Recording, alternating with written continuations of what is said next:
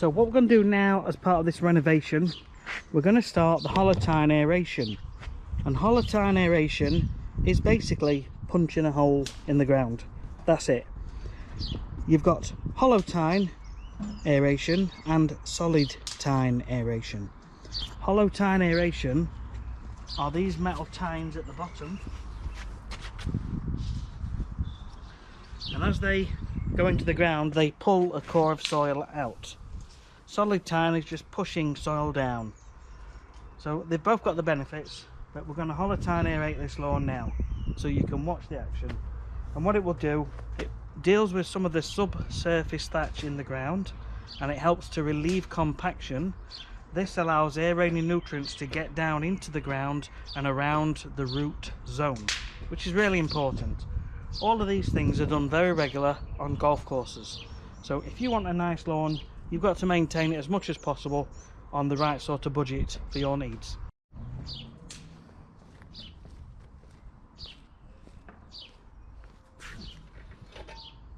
But make sure you've got enough. There's only a bit. We'll see how we get on. Power on, choke on.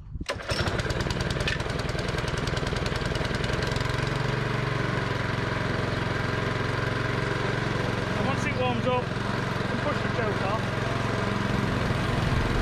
And we've got a little weight in the front which helps to produce deeper holes. That is sometimes needed when the ground is nice and dry. If the ground is nice and soft, you don't always need that weight in, but I'm going to leave it in for this purpose.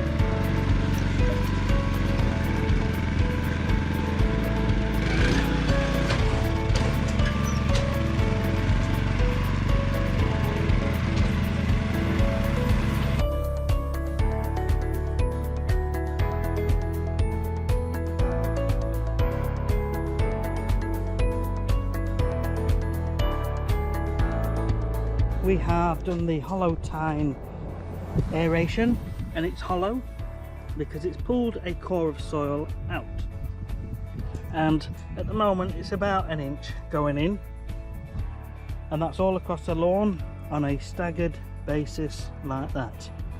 So as the rain goes in, it seeps to surrounding areas, and then the whole of the lawn is getting even coating of rain to all of the root zone, and that is the benefit of hollow tine aeration. Solid tine aeration makes life easier in that you haven't got to sort out these cores of soil, but what you're doing is you are pushing soil further down, and it is increasing the compaction further down in the soil, which it's okay for short-term use and every now and again, but it's not something you want to be doing on a long-term basis. So what do we do with the cores of soil? Well, if there is hardly any thatch and it is literally just soil with a tiny bit of thatch, a few old root systems in there, and watch this, it's just dry and crumbly. So all you can do with this, you've got a couple of choices. You can put them on your borders, you can put them behind shrubs, or you can clear them up and put them in your garden waste bin. What I'm going to do, because this ground is uneven, I'm going to clear these soil cores over to an area where there's a dip, and there's no clay in this soil, so we're not increasing the amount of clay and making it problematic with drainage. What we're going to do is we're going to blow them into the dips, and I'm going to cover them over with topsoil.